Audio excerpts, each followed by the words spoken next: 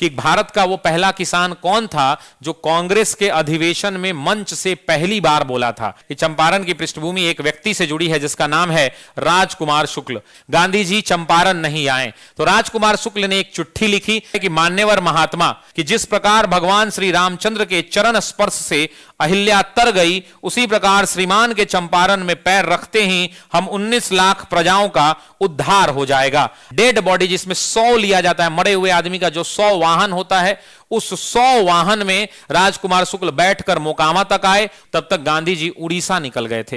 राजकुमार शुक्ल दुखी मन से वापस लौट आए। जब 18 दिन ये जेल में बंद थे और बेगुनाह थे तो इन्होंने जेल में ये तय कर लिया, इसका बदला लूंगा मैं।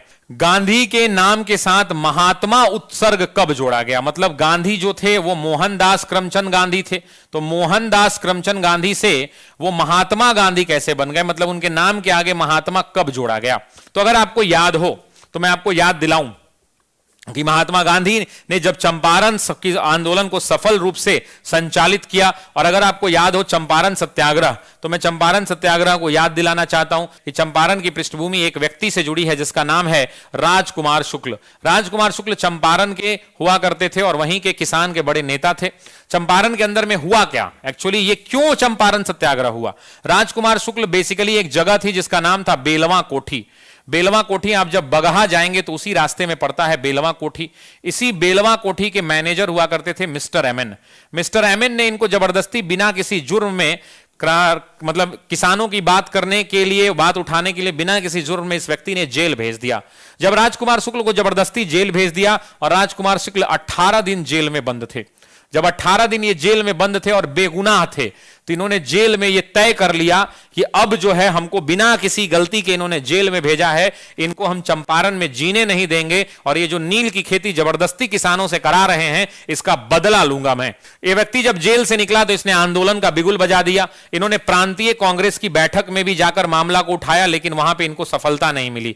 ये छपड़ा गए, छपड़ा में भी इनको सफलता नहीं मिली। भागलपुर में प्रांतीय कांग्रेस की बैठक हुई, वहां भी इनको सफलता मिली। अंततः ये 1916 के लखनऊ अधिवेशन में पहुंच गए। जब ये 1916 में लखनऊ पहुंचे तो ये गए थे पटेल से मिलने के लिए, लेकिन सरदार पटेल ने कहा कि आप इसके लिए गांधी जी से मिल लीजिए।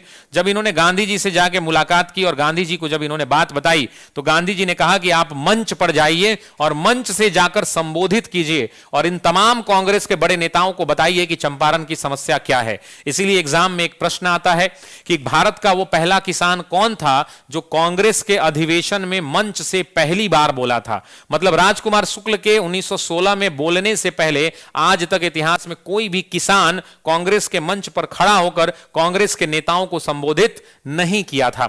यह व्यक्ति ने संबोधन किया और सबने जब सुना तो कांग्रेस के अंदर में अंबिका चरण मजूमदार उस अधिवेशन के अध्यक्ष थे। अंबिका चरण मजूमदार ने इन्हें कहा कि गांधी जी हम आपको अधिकृत करते हैं कि आप चंपारण जाएं और चंपारण जाने के बाद गांधी जी उनकी समस्याओं को देखें और उस पर रिपोर्ट लाकर जमा करें।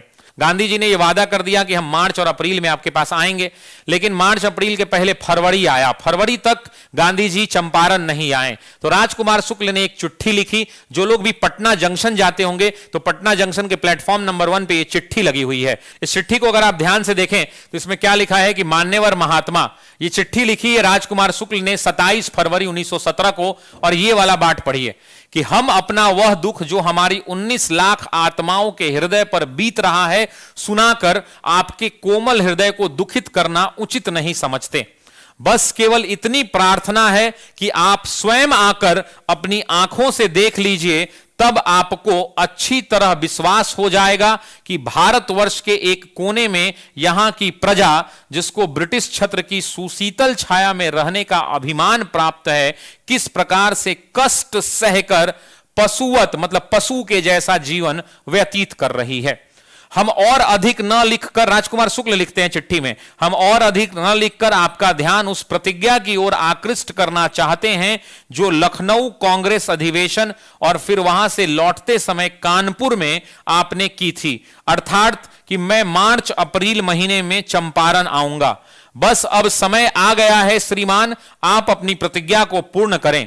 चंपारण की 19 लाख दुखी प्रजा श्रीमान के चरण कमल के लिए टकटकी लगाए बैठी है और उन्हें आशा ही नहीं पूर्ण विश्वास है कि जिस प्रकार भगवान श्री रामचंद्र के चरण स्पर्श से अहिल्या तर गई, उसी प्रकार श्रीमान के चंपारण में पैर रखते ही हम 19 लाख प्रजाओं का उद्धार हो जाएगा। आपका दर्शनाभिलाषी कौन है? तो नीचे में नाम दिया हुआ है राजकुमार शुक्ल। जब ये चिट्ठी महात्मा गांधी को मिली तो महात्मा गांधी बड़े भावुक हो गए और उन्होंने बोला कि राजकुमार शुक्ल को, चंपारण वाले राजकुमार शुक्ल को बुलाया जाए। जब उन्होंने खबर भिजवाई कि राजकुमार शुक्ल को बुलाया जाए तो वैसी परिस्थिति के अंदर में तो एक तार भेजा गया, संदेश भेजा गया। राजकुमार शुक्ल को जैसे ही चिट्ठी मिली, तार मिला, राजकुमार शुक्ल के पास पैसे नहीं थे तो वो चंपारण से मोकामा तक डेड बॉडी, जिसमें 100 लिया जाता है, मरे हुए आदमी का जो 100 वाहन होता है, उस 100 वाहन में राजकुमार शुक्ल बैठकर मोकामा तक आए और फिर मोकामा से ट्रेन पकड़कर कलकत्ता गए। गांधी जी से मुलाकात नहीं हो पाई। जब वो कलकत्ता पहुंचे तब तक गांधी जी उड़ीसा निकल गए थे। राजकुमार शुक्ल दुखी मन से वापस लौट आए। गांधी जी जब पुनः उड़ीसा से कलकत्ता लौट करके आए, पता चला कि यह व्यक्ति आया था। गांधी जी ने दोबारा उनको बुलाया। दोबारा बुलाने के बाद राजकुमार शुक्ल दोबारा पहुंचे और तब जाकर 9 अप्रैल को गांधी जी, उनके बेटे हरिलाल और राजकुमार शुक्ल कलकत्ता से ट्रेन पकड़ते हैं और 10 अप्रैल को पटना जंक्शन उतरते हैं। और आज आप पटना जंक्शन पे अगर आप जाएंगे तो जब आप घुसेंगे पटना जंक्शन पे तो राइट साइड में प्लेटफॉर्म नंबर 1 में ये चिट्ठी लगी हुई मिलेगी और महात्मा गांधी की वो चंपारण के लिए जब वो आए थे उस समय का फोटो भी लगा हुआ आपको मिलेगा।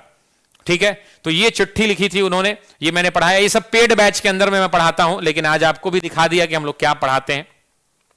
ये सब पेड बैच के स्टूडेंट्स के लिए है जो लोग पढ़ते हैं, क्योंकि उनको फील कराना होता है, उनको एहसास कराना होता है, इतिहास की एक एक चीज बतानी होती है। ठीक है, जानते हैं कि चंपारण सत्याग्रह में गांधी को जब गिरफ्तार किया जाएगा, लास्ट में चंपारण एग्रीगेरियन कमेटी बनेगी और इस कमेटी का फैसला होगा और 3 कठिया प्रथा जो है क्या हो जाएगी?